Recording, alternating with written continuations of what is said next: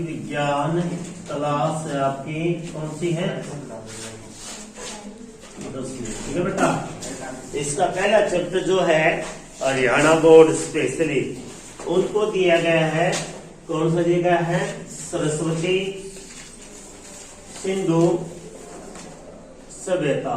सरस्वती सिंधु सभ्यता, ये आपका पहला चैप्टर बेटा। ठीक है, और इस चैप्टर से आपके लगभग 6 या 7 नंबर का आपके एग्जाम में आपको देखने को मिलेगा।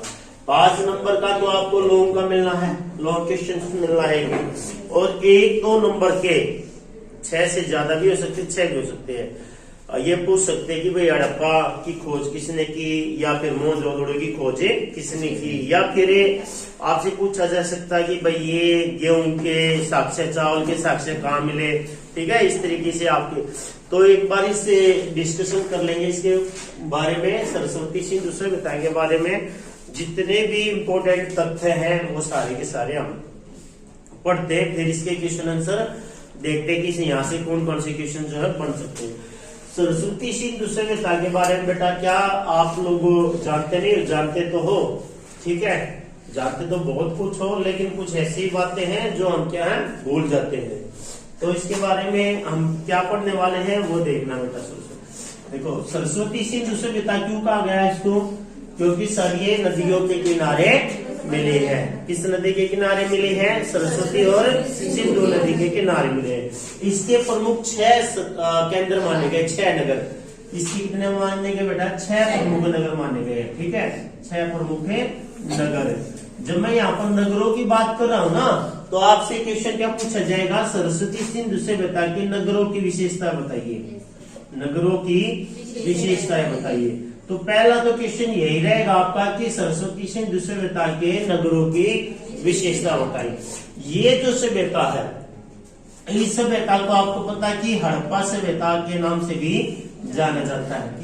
किससे जाना जाता है बेटा?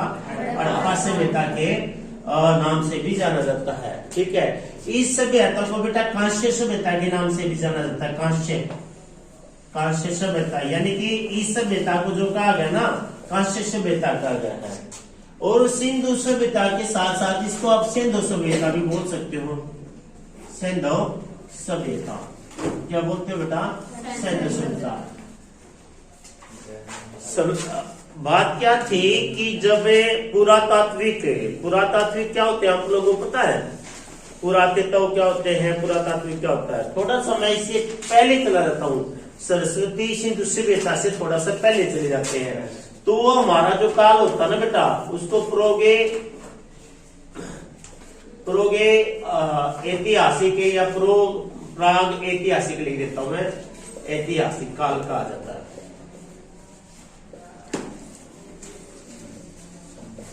प्राग ऐतिहासिक काल, ये हमारे इतिहास का वो काल है जिसके बारे में कोई लिखित सामग्री नहीं है, कोई लिखित चीज नहीं है। प्राग ऐतिहासिक काल वो काल है जिसके बारे में प्रमाण तो नहीं मिले हैं, लेकिन हमने एक अंदाजा लगाया है। क्या अंदाजा लगाया? जैसे कि हम पढ़ेंगे ना बेटा, इसको 3 भागों में बांटा गया हमने। एक तो बांटा है इसको पूरा पाषाण काल में, पूरा पाषाण काल। एक बांटा बेटा मध्य पाषाण काल, मध्य पाषाण काल। ये आपका सरस्वती सिंधु सभ्यता से पहले का टॉपिक है कि इतिहास को लिखना समझना कब से प्रारंभ किया। यानी सरस्वती सिंधु सभ्यता से पहले प्राग ऐतिहासिक काल कहा गया है, जिसको 3 भागों में बांटा गया, पूरा पाषाण काल, मध्य पाषाण काल और तीसरा नव पाषाण काल बेटा। नव पाषाण काल। और ये कब से स्टार्ट है मैं आपको बता देता हूं, 5 लाख वर्ष पूर्व से।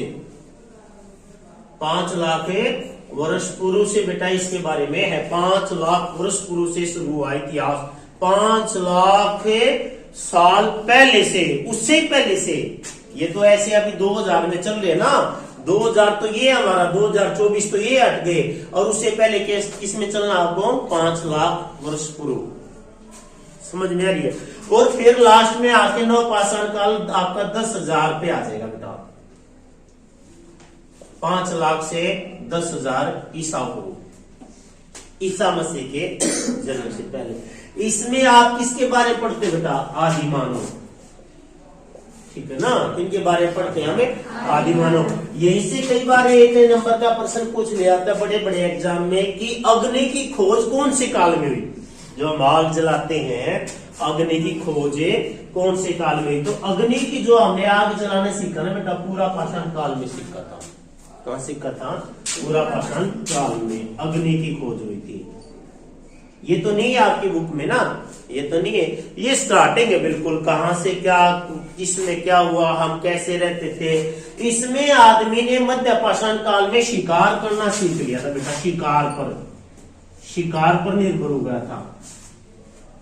समझ में? शिकार, पशुओं को मारना, खाना, इस तरीके से। नवपाषाण काल में वो कृषि पर डिपेंड हो गया था, कृषि। और मानव ने सबसे पहले जिस अनाज का प्रयोग किया, आप तो गेहूं, चावल, तरह तरह के चीजें खाते हैं ना हम लोग, हमारे किसान जो भाई हैं वो अन्न उपजाऊ करते हैं। तो सबसे पहले अगर इंसान ने किसी फसल के बारे में, किसी अनाज के बारे में पता किया था तो होती बेटा जो पहला अनाज जो था वो जो था। समझ में आ गई? ये इससे पहले का है, प्राग ऐतिहासिक काल है, जिसके बारे में लिखित सामग्री नहीं है, जिसका मैंने अब बताया आप लोगों को। लोगों ने किससे पता किया कि ऐसा भी कोई काल रहा होगा? बेटा उनको मृत भांड मिले, बर्तन मिले, मूर्तियां मिली, मिट्टी के कुछ मिले, गेहूं के साक्ष्य मिले, जौ के साक्ष्य मिले। तो उससे क्या हुआ कि आदमियों ने अंदाजा लगाया, कौन सी विधि से? कार्बने 14 विधि थी ना, कार्बने 14। उस विधि से क्या लगाया बेटा? कार्बन 14 विधि से क्या लगाया पता कि भाई ऐसा ऐसा हुआ होगा। समझ गया? फिर इसके बाद के बारे में पता करते हैं कि भाई हम आ जाते हैं सरस्वती सिंधु सभ्यता से। सरस्वती सिंधु सभ्यता से पहले लोगों का मानना था कि भारत की सबसे पुरानी सभ्यता है वैदिक सभ्यता। लोगों का मानना था कि भारत की सबसे पुरानी सभ्यता कौन सी है? वैदिक सभ्यता। कौन सी बेटा? वैदिक सभ्यता की क्या है कि सबसे पुरानी है। लेकिन जब 1920 की बात हुई, क्या बेटा? 1920 के समय की बात हम करेंगे अब। 1920 में 1920 में तो किसने खुदाई का कार्य शुरू किया? 1920 में 1920 से 1921 में और 1922। तो इसका किसने किया? दयाराम सानी ने। दयाराम सानी ने कहाँ की खुदाई की बेटा? इसने हड़प्पा की। कहाँ की खुदाई की इसने? हड़प्पा की। ठीक है, जब हड़प्पा की खुदाई की, हड़प्पा कहाँ बेटा? ये पंजाब का प्रांत का हिस्सा था बेटा, पंजाब प्रांत का। अब कहा ये? पाकिस्तान में। कहा ये? पाकिस्तान में। कौन सा जिला था? मोंटगोमरी जिला था बेटा।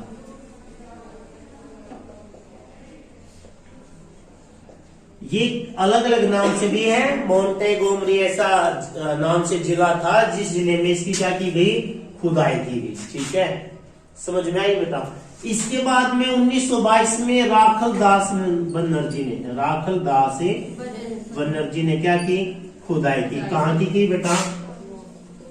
मोहने जोदड़ो की क्या की? इसने खुदाई की। अब जब खुदाई कर रहे थे, कुछ ना कुछ चीजें इनको मिल रही थी। खुदाई करने के दौरान इनको कोई ना कोई चीजें मिल रही थी। तो ये 1924 में इनका एक अध्यक्ष था बेटा, पुरातात्विक विभाग का। पुरातात्विक का मतलब जहां से पुरानी चीजें मिली है, हमें प्राचीन इतिहास की कोई चीजें मिली है, तो उसका जो हेड था वो था जॉन मार्शल। कौन था? John Marshall. जॉन मार्शल ने ये बताया कि दुनिया को कि वैदिक सभ्यता से पहले भी एक सभ्यता रही है, और वो सभ्यता रही है सरस्वती सिंधु सभ्यता। अब मुझे एक बात हो, कोई चीज एक चीज मिलने शुरू हो जाए, मान लो कि आप घर में कुछ काम कर रहे हो और इत्तेफाक से सोने का मटका मिल जाए, आपके घर जैसी आई हुई है और खुदाई कर रहे हैं, एक मिला, उम्मीद क्या होगी और भी मिल सकते हैं, और भी मिल सकते हैं। तो ऐसे ऐसा करके हम क्या करते रहेंगे, उन चीज उस जगह को खोदते रहेंगे। ठीक है, तो जब इनके प्रमाण मिले तो और किस जगह के मिले बेटा, और जगह के भी प्रमाण मिले। तो जब ये इनके बारे में पूरी डिस्कशन हो गई तो एक सभ्यता और आ गई आपकी सरस्वती सिंधु सभ्यता। इस सभ्यता का क्षेत्र मिस्र और मेसोपोटामिया की सभ्यता से बड़ा था। इस सभ्यता का क्षेत्र मिस्र की सभ्यता पढ़ेंगे ना, और मेसोपोटामिया की सभ्यता से भी क्या था, बड़ा था, विस्तृत था। तो इसके बारे में थोड़ा सा और हम आगे डिस्कस करते हैं। कौन था भाई इनका, वो पुरातत्व विभाग का अध्यक्ष कौन था उसमें, जॉन मार्शल। 1924 में इसने मेंशन कर दिया कि ऐसा ऐसा भी हुआ है। इसके कुल क्षेत्रफल की बात करें तो कितना क्षेत्रफल है बेटा, 2,15,000 2,15,000 आपका इसमें क्या बताया गया है, क्षेत्रफल क्या बताया गया है, 2,15,000 किलोमीटर इसका क्या बताया गया बेटा, क्षेत्रफल बताया गया। और इसके बारे में थोड़ा सा ये भी बताया जाता है कि भाई पूछ लिया जाए कि भाई पूर्व से पश्चिम में कितना था बेटा, 1600 किलोमीटर। ठीक है, और उत्तर से दक्षिण है 1400। ठीक है, और जो अलग बुकों में भी हम देखते हैं, अलग बुक्स में भी देखते हैं, तो उसमें ये बताया गया है कि इसका जो समुद्री तटीय क्षेत्र था, समुद्र से लगती हुई, पानी से लगती हुई जो नदियों के किनारे था, वो कितना बताया गया बेटा, 1200 किलोमीटर। यानी 1200 किलोमीटर की क्या बताएगी इसकी समुद्री तटीय रेखा। इसके कुछ प्रदेश बताए गए हैं, कुछ नगर बताए गए हैं। वो आपको पता है कि भाई उत्तर में क्या है, उत्तर में क्या बेटा, आलमगीरपुर। ठीक है, पश्चिम में क्या है बेटा, सूरकालीन-डोर। क्या है, सूरकालीन-डोर। ये कहां पर आपका, बलूचिस्तान में। कहा, ये बलूचिस्तान में। और आपका क्या है, उत्तर में क्या आपका, मांडा। उत्तर में क्या है, मांडा। ये कहा है, जम्मू कश्मीर। दक्षिण में क्या है, दायमाबाद। ठीक है, ये कहा है, महाराष्ट्र में। ये इसकी आकृति किस प्रकार की बताई है, त्रिभुजाकार। कैसी बताई गई बेटा, त्रिभुजाकार। ये तो इसके बारे में थोड़ा सा डिस्कशन कर रहे हैं हम, लेकिन बुक से आप पढ़ोगे तो बहुत सारी जानकारी और मिलेगी। और क्या पढ़ लेते हैं भाई, ये तो हुआ इसके क्षेत्रफल की बात है, इसके शहरों की बात हो गई। अब इसके बारे में पढ़ लेते हैं, इसके नगर में क्या थे। देखिए नगर क्या था बेटा, एक तो ऊपर वाले भाग में बना हुआ था और एक नीचे वाले भाग में बना हुआ था। ऊंचे वाले भाग में जो बने हुए मकान थे और नीचे वाले भाग में जो बने मकान थे, उनको क्या कहा गया था, दुर्ग क्षेत्र कहा गया था। यानी कि बटा हुआ क्षेत्र क्या था, दुर्ग। यहां जनसंख्या कम थी। जो ऊपर वाला टीला था ना बेटा, उसमें क्या थी, जनसंख्या कम थी, और नीचे वाले में जनसंख्या क्या थी, ज्यादा थी। जनसंख्या क्या थी, ज्यादा थी। ठीक है, तो ऊपर वाले में क्या थी, दो टीले बनाए जाते थे, एक ऊंचे और एक नीचे। दुर्ग में ऊपर वाले में जनसंख्या जो थी बेटा क्या थी, वो कम थी, और नीचे में क्या थी, जनसंख्या ज्यादा थी। जब नगरों की बात ही हम कर रहे हैं, जैसे हम क्वेश्चन पढ़ा रहे, नगरों की विशेषताएं बताइए, तो बेटा एक तो आपको स्टार्ट करना है मकानों के बारे में। ठीक है, किसके बारे में, मकानों के बारे में। यही से पूरा क्वेश्चन याद हो जाएगा कि पहले पॉइंट में आपने क्या मेंशन करना है, घरों के बारे में, घर कैसे होते थे। दूसरा बेटा, नालियां कैसी थी, क्या थी, नालियां कैसी थी। विशेषता मतलब खासियतें, नालियां ढकी होती थी, ये आपको पता है। फिर तीसरे पॉइंट में आपने बताना है, पहला दूसरा मकान, घर हो गए, नालियां हो गई। तीसरा क्या बताओगे, स्नानागार। चौथे में बताओगे बेटा अन्नागार, ठीक है ना। अन्न मतलब है अन्न के भंडार, अन्न के भंडार। तो 1 2 3 4 5वां क्या बताओगे इसमें? सड़कें जो एक दूसरे को कहाँ काटती थी? समकोण पर काटती थी, ठीक है ना। एक दूसरे किस पे काटती थी? समकोण पर काटती। देखो जब मकानों की बात करेंगे कि घर कैसे होते थे, घर सारे पक्के ईंटों के बने होते थे ना, पक्के होते थे। और इनकी जो खिड़कियां और दरवाजे थे, इनकी खिड़कियां और दरवाजे जो थे वो पीछे की तरफ खुलते थे, आगे की तरफ क्या बनाते थे? ये स्नानागार। सबसे बड़ा क्या होता था उसमें? अनागार, ठीक है। ईंटों की आपसे कई बार पूछ लिया जाता है, ईंटों की लंबाई गुना चौड़ाई में बताइए क्या होगी? 4 2 1, या इसको उल्टा पढ़ लो, या इसको उल्टा पढ़ लो, ऐसे पढ़ लो। 1 2 4 आपने पढ़ा होगा, 4 2 1 भी हो सकता है बेटा, ठीक है ना। तो समझ में आया ना जो आप ये बोल रहे हो, मैंने यहाँ लिख दिया, ये यहाँ होगा, ये यहाँ होगा। लंबाई तो ज्यादा ही थी ना, लंबाई ज्यादा तो मैंने पहले लिख दिया। समझ में आ रही है बात है। इसके बाद आपको क्या क्या मेंशन करना है इसमें बेटा? स्नानागार हो गए, सड़कें हो गई, और सड़कों गलियों की लंबाई बतानी आपको। ये लिखने की भी जरूरत नहीं इतना, ठीक है। गलियां कच्ची होती थी, गलियां कैसी होती थी? कच्ची होती थी।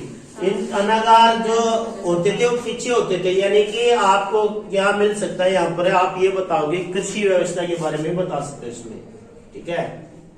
किसके बारे में? कृषि व्यवस्था के बारे में, क्योंकि नगरों की विशेषता ये बात पूछी जा रही है, तो इन नगरों की विशेषता में सारी चीजें बता दोगे। क्या क्या वो काम करते थे, कौन कौन से पशु पालते थे।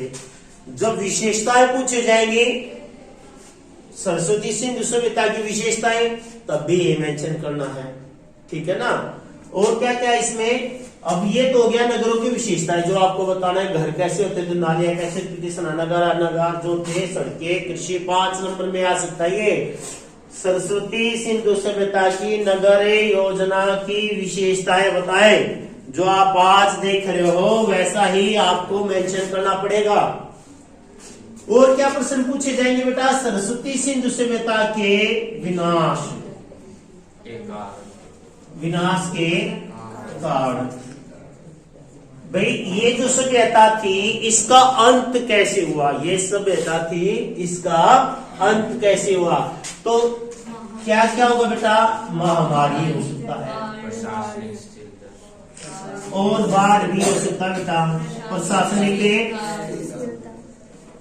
अस्थिरता भी हो सकता है ना। और एक पॉइंट इसमें आर्यों का आक्रमण भी हो सकता है। आप लोगों को मैं बता दूं, आर्यों का आक्रमण कि बताया जाए कि उस समय आर्य जो थे हमारे देश में आए थे, आर्यों ने हो सकता है कि इन पे आक्रमण किया और सभ्यता का क्या हुआ?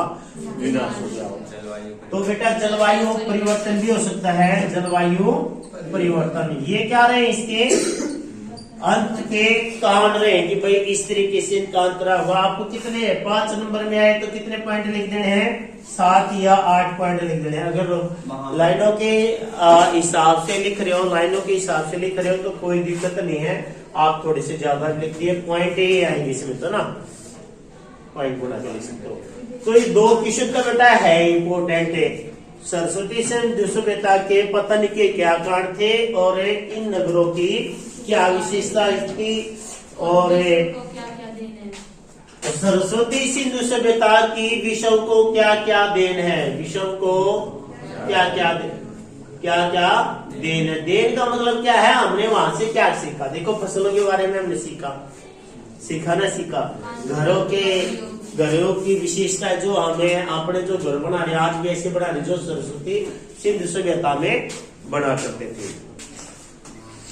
तो यहाँ पर ये 3 क्वेश्चन आपके बेटा इंपॉर्टेंट है 44 चैप्टर से। अगर आपको 5 या 7 नंबर का स्कोर करना, जितना मैंने आपको बताया है इनको केवल आपने रिवाइज करना है। अगर आपने रिवाइज भी कर लिया जब भी कोई दिक्कत नहीं है। सरस्वती सिंधु सभ्यता के नगरों की विशेषताएं, नगर कैसे थे, दो ध्रुव होते थे, एक ऊंचाई पर और एक नीचे पर। अब लाइनें आपको बढ़ानी है। ऊंचे वाले ध्रुव पर जनसंख्या कम रहती थी, नीचे वाले जो स्थान था उसमें जनसंख्या ज्यादा रहती थी। पशुओं का पालन, पशुओं को पाला जाता था, गाय, भैंस, बकरी, ठीक है। और घोड़े से अपरिचित थे, लेकिन घोड़े के जो साक्ष्य मिले हैं वो लोथल से मिले हैं, ठीक है। घोड़े के जो साक्ष्य मिले हैं वो लोथल से मिले हैं। फसलों के बारे में, आप फलों के बारे में बता सकते हो, इनको कौन कौन से फल का यूज करते थे। तो ये सारी की सारी विशेषताएं आपको इसमें बतानी होती है। और इसमें महत्वपूर्ण कौन से क्वेश्चन है वो एक बार देख लेते हैं। इसमें और नहीं बेटा इम्पोर्टेंट क्वेश्चन, ठीक है। इसमें और इम्पोर्टेंट क्वेश्चन नहीं है जहां तक मेरा मानना है। इसी में आपके आ जाइए।